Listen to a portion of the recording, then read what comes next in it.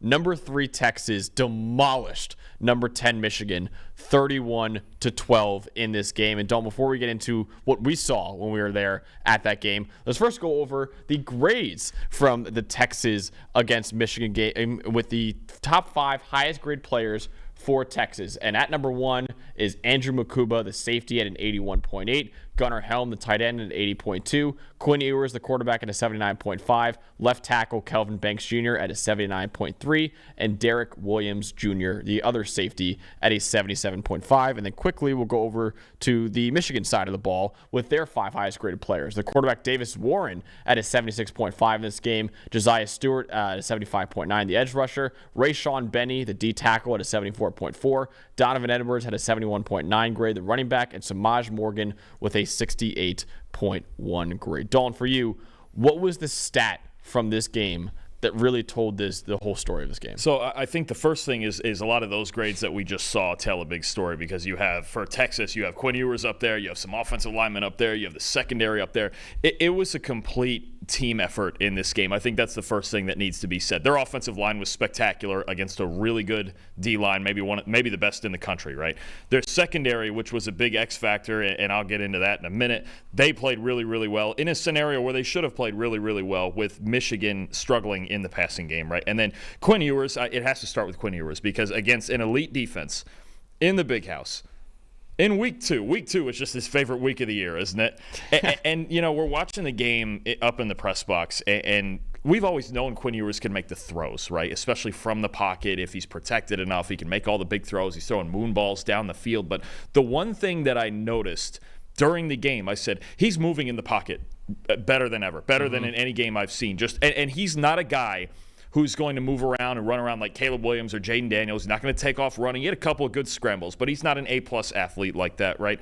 He's not the biggest improviser. I think that's one thing that we've always noticed in his game, is it's like there's not a whole lot of improv here. But what he can do, in the same way that a Tom Brady did for so many years, or a Joe Burrow does now, or guys like that, he can move within the pocket, okay? And I had to look at it right when we got back. I go, okay, what was his grade when he was moved off of his spot? A 90 passing grade when he was moved off his spot. I think that says everything. If he has that dimension, just the poise in the pocket and the ability to step up, and you're talking about yesterday stepping up into the teeth of a defense with Mason Graham, with Kenneth Grant, both sitting right in front of him and making big throws or taking off scrambling or moving the chains, I think that is a dimension. It's something we used to talk about with C.J. Stroud too.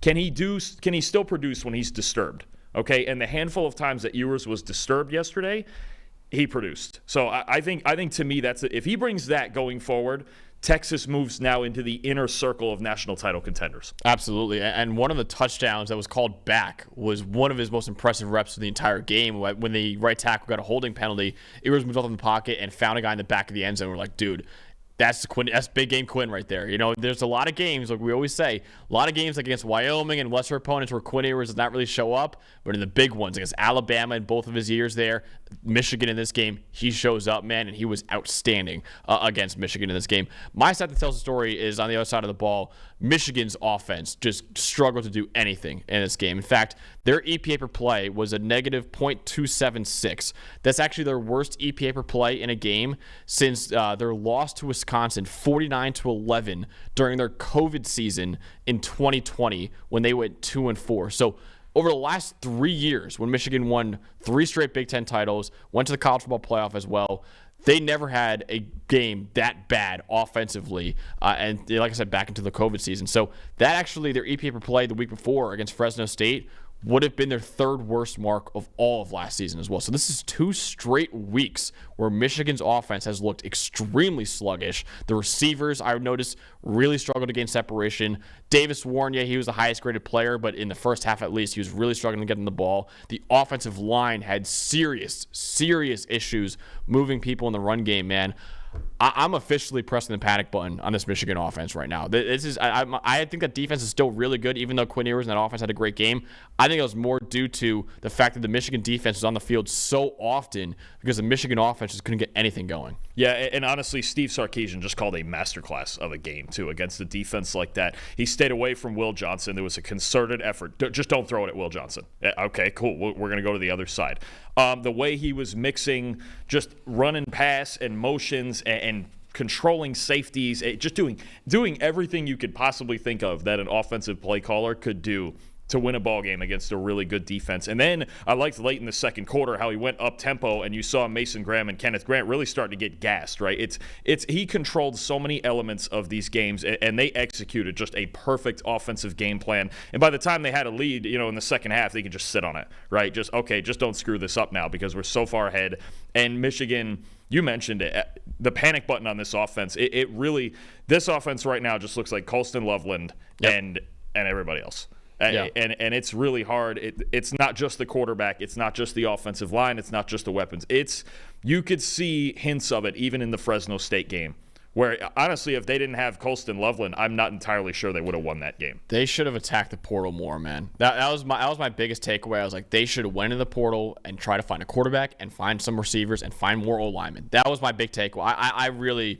Their offense is going to have a lot of issues this year. I know Texas is a really good team and all that, but still, I think there's a lot of games this year where Michigan's like, okay, if they're going to look like that, can they beat USC? Can they beat Oregon? Can they beat Ohio State? I don't know. I really don't know. So we'll see, honestly. But Dalton, besides Quinn Ewers in this game, what to you is the most impressive part from that win for Texas? I think something we talked about as the biggest weakness on this team last year was their secondary. And I know they didn't play the best passing offense at all in this game, and Michigan has a hard time throwing vertically. But you want to see a new secondary with some new pieces come in and in a huge game on the road play well. Well, you had Andrew Makuba, Jahdae Barron, Derek Williams Jr., and Malik Muhammad all have coverage grades over 70.